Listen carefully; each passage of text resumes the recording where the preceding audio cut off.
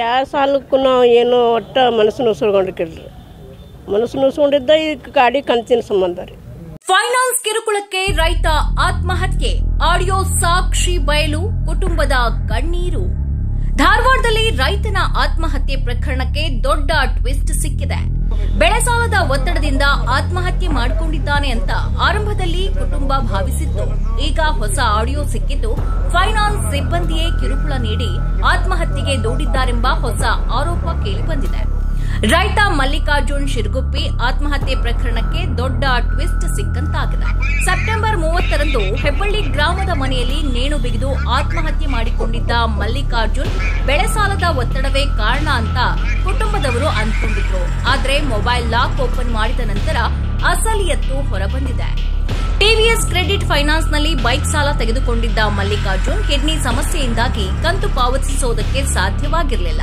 ಇದನ್ನ ನೆಪ ಮಾಡಿಕೊಂಡು ಪದೇ ಪದೇ ಬೆದರಿಕೆ, ಅವಮಾನ, ಹಿಂಸಾತ್ಮಕ ಕಾರ್ಯಗಳಿಂದ ಕಿರುಕುಳವನ್ನ ನೀಡಿದ್ದಾರೆ ಫೈನಾನ್ಸ್ ಸಿಬ್ಬಂದಿ. ಸಾಲ ಕಟ್ಟೋಕೆ ಆಗ್ತಿಲ್ಲ ಅಂದ್ರೆ ಹೋಗಿ ನೇಣು ಹಾಕಿಕೊಳ್ಳಿ ಅಂತ ಫೈನಾನ್ಸ್ ಸಿಬ್ಬಂದಿ ಹೇಳಿದ್ದಾರೆ.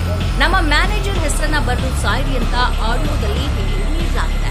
ಯಾವ ಸಾಲಕ್ಕೂ ನಾವು ಏನು ಒಟ್ಟ ಮನಸ್ಸು ನುಸುಳ್ಕೊಂಡಿರ್ರಿ. ಮನಸ್ಸು ನುಸುಕೊಂಡಿದ್ದ ಈ ಗಾಡಿ ಕಂತಿನ ಸಂಬಂಧ ರೀ. ಅವು ಮನಸ್ಸಿಗೆ ತ್ರಾಸು ತೊಗೊಂಡಿದ್ದ ಗಾಡಿನ ಕಂತಿನ ಸಂಬಂಧ ರೀ. ಈಗ ದೀಪಾವಳಿಗೆ ವರ್ಷ ಆಗಿತ್ತು ರೀ. ಕಟ್ಟ್ಯಾನ್ರಿ ಕಂತು ಕಟ್ಕೊಂತ ಬಂದಾನ್ರಿ. ಈಗ ಒಂದು ತಿಂಗಳ ರೆಸ್ಟ್ನಾಗಿದ್ರಿ, ಆಪರೇಷನ್ ಆಗಿತ್ತು ರೀ. ಕಿಡ್ನಿ ಸ್ಟೋನ್ ಆಗಿದ್ದು ರೀ. ಅದು ಆಪರೇಷನ್ ಆಗಿ ರೆಸ್ಟ್ನಾಗಿದ್ರಿ. ಇದ ಸರ ತಿಂಗಳು ತ್ರಾಸಾಗಿತ್ತು ಅಂತ ಕಟ್ಟದು ಬಿಟ್ಟಿದ್ರಿ. ಅದು ಬೆಳೆ ಹ್ಯಾನಾಗೈತೆ ರೀ. ಅದು ಏನಿಲ್ಲ ರೀ. ಅಲ್ಲಿ ಬ್ಯಾಂಕಿನ ಸಾಲ ಅದಾಗೈತೆ ರೀ. ಅದು ಹೊಲ ಸಂಬಂಧ ಅದು ತೊಗೊಂಡೈತೆ ರೀ.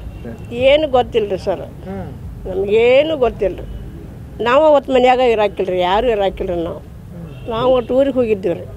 ಏನವರ ನೋಡಿ ಏನು ಸಾಹೇಬ್ರ ನಮ್ಗೆ ನ್ಯಾಯ ದೊರಕಿಸ್ಕೊಡ್ಬೇಕು ರೀ. ಅವರು ನಮ್ಗೆ ರೊಕ್ಕ ಕೊಡು, ಇಲ್ಲಾಂದ್ರೆ ನೀವು ಊರ್ಲಿ ಹಾಕೋ ಅಂದಾರ್ರಿ.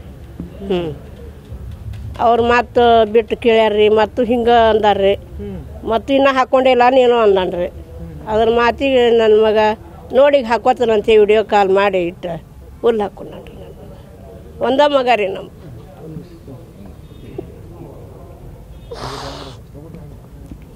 ಹಿಂಗೆ ಯಾರಿಗೆ ಮತ್ತು ಯಾವ ತಾಯಿಗೂ ಆಗಬಾರ್ದು ರೀ. ಮತ್ತು ನಾನು ಬೇಡ್ಕೊತ ನೋಡ್ರಿ ಎಲ್ಲರಿಗೂ.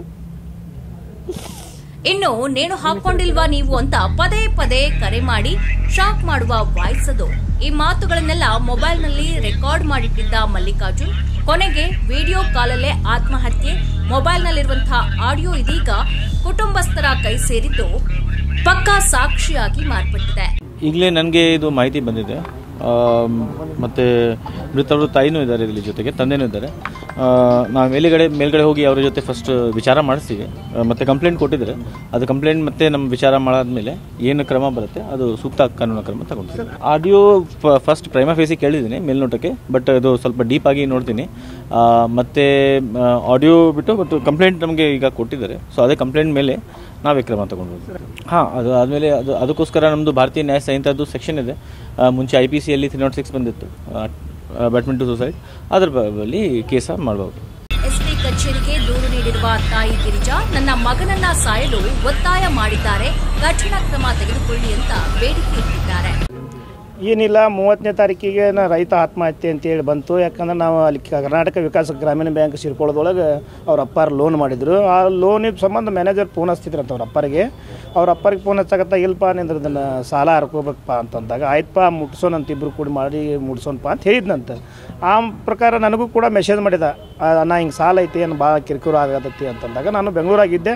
ನಾ ಅಲ್ಲಿಂದ ಬರ್ತೇನಪ್ಪ, ಬಂದ ಮೇಲೆ ಸುದ್ದಿ ಮಾಡ್ತೇನೆ ಅಂತ ಹೇಳಿದೆ. ಎಲ್ಲ ನನಗೆ ಇಂಥವ್ರು ಫೈನಾನ್ಸ್ನವ್ರು ಭಾಳ ಕಿರಿಕಿರಿ ಮಾಡತ್ತಾರಣ ಅಂತೇಳಿ ನನಗೆ ವಾಟ್ಸಪ್ನಾಗ ಮೆಸೇಜ್ ಮಾಡಿದ್ದ. ಆ ಪ್ರಕಾರ ನಾನು ಮರು ದಿವಸ ಬಂದು ಅದನ್ನು ಒಂದು ವಿಚಾರ ಮಾಡ್ಬೇಕನ್ನೋಗಲೇ ಅವನು ಸತ್ತುಬಿಟ್ಟಿದ್ದ.